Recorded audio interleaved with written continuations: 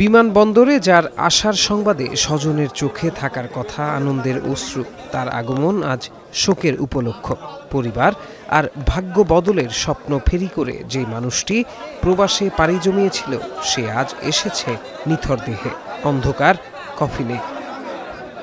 Mail ফ্যামিলির প্রধান হলো আমার বাইনা। এই বাইনাকে আমি নিয়ে গেছি সাগর না বাসার জন্য। এখানে সাগর বা আসলে উনি সমুদ্রে কাজ করতো।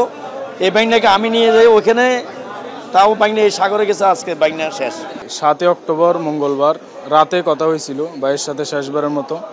উনি আমার বড় ভাই আমিন সওদাগর। তো এরপরে 8 অক্টোবর বুধবারে আমরা এরকম একটা নিউজ শুনতে পাই যে ওখানে একটা দুর্ঘটনা ঘটছে, গাড়ি অ্যাক্সিডেন্ট করছে।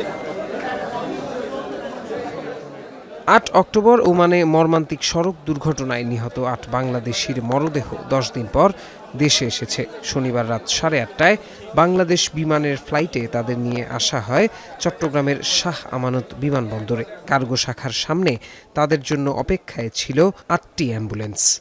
ওমান প্রবাসীরা খুবই শোকাহত, সাথে সাথে আমরা পুরো দেশ শোকাহত। আমরা আশা করি যে এই যে শোককে শক্তিতে পরিণত করতে হবে। শনিবার রাত 9টার দিকে কার্গো শাখা থেকে একে একে বের করা হয় মরদেহগুলো, পরে তোলা হয় অ্যাম্বুলেন্সে। শোকাবহ এই ঘটনা নাড়া দিয়েছে সন্দ্বীপের আপামর জনসাধারণকে। তাই দল মত নির্বিশেষে বিমানবন্দরে ছুটে এসেছিলেন অনেকে। মরদেহ দ্রুত দেশে আনতে ওমান প্রবাসীরা যেমন এগিয়ে এসেছিলেন, তেমনি সাড়া দিয়েছিল দূতাবাসও। মরদেহ সৎকারে আর্থিক সহায়তা দিয়েছে সরকার।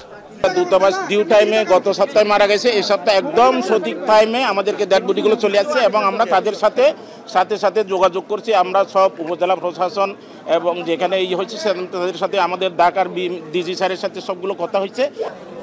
রোববার সকালে সন্দ্বীপে জানাজা শেষে তাদের দাফন করা হবে।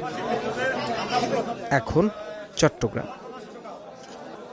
4 গুণ শক্তিশালী এনজাইম ও অধিক ফেনা সমৃদ্ধ অরিক সিলভার ওয়াশ মাত্র 70 টাকায়।